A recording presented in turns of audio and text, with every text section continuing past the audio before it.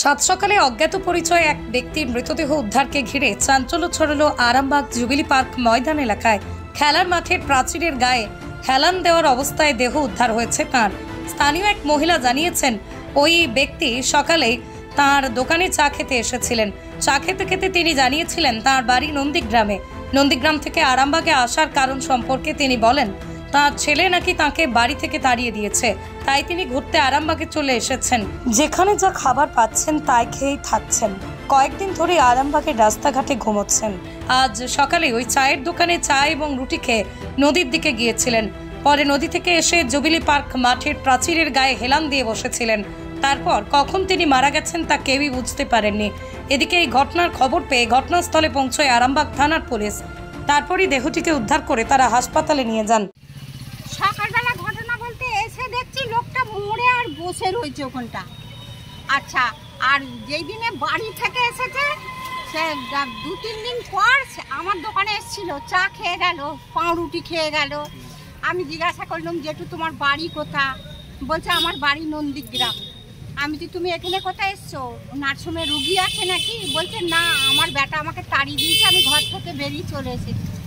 আমি কবে এসছো? না 2-3 দিন হলো। আমি তাহলে কোথায় শুচ্ছ?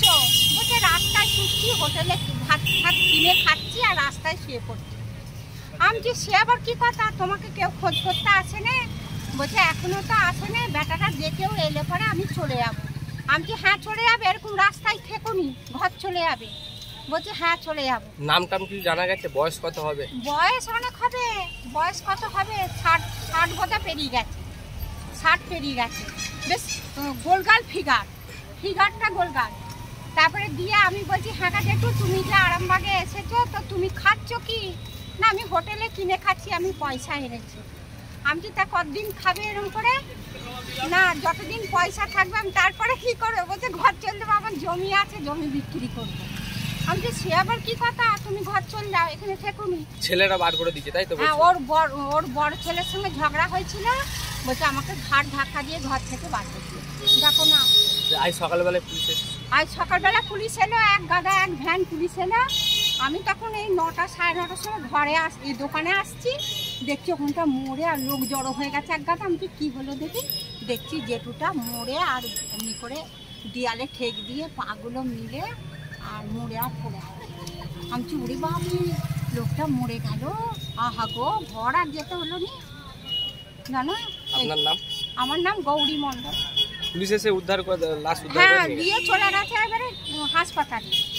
হাসপাতালে দিয়ে গেছে, এবারে কি করবে কি জানি। এবারে ওদের ঘরের লোক যদি জানতে পারে তবেই আসবে, নাইলে কি করে আসবে? ঠিকানা ওর কাছে আছে নাকি? ওর একটা ব্যাগ আছে, এরকম হাতল ব্যাগ আছে, ব্যাগেতে কি আছে তার ঠিক নাই। ব্যাগ আছে, ও ব্যাগ নিয়ে ঘুরতো। আর আমাকে যে একদিন এসে এখানে বলছে যে মা কোন দিকে নদী যাও? ওয়াল দিকে। আমি এইটা দিয়ে নদী যাও, চান করবি। বলছে আমি তখন বললাম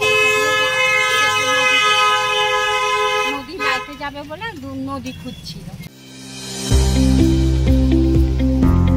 আপনার স্নেহের সন্তানের শিক্ষা নিয়ে কি আপনি চিন্তিত রয়েছেন? কোন স্কুলে ভর্তি করাবেন তাকে তা ঠিক করতে পারছেন না? তাহলে আর দেরি কেন? আজই আসুন সারদা বিদ্যাপীঠে। আইসিএসসি আইএসসি সিলেবাস অনুসারে আন্তর্জাতিক মানের সম্পূর্ণ ইংলিশ মিডিয়াম স্কুল হলো সারদা বিদ্যাপীঠ।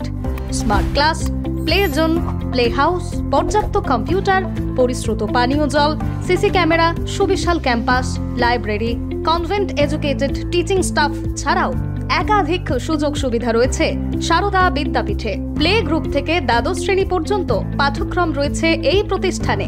ঠিকানা বসন্তপুর, আরামবাগ, হুগলি। বিস্তারিত জানতে যোগাযোগ করুন 7063851550 অথবা যোগাযোগ করুন 6295202439 এই নম্বরে।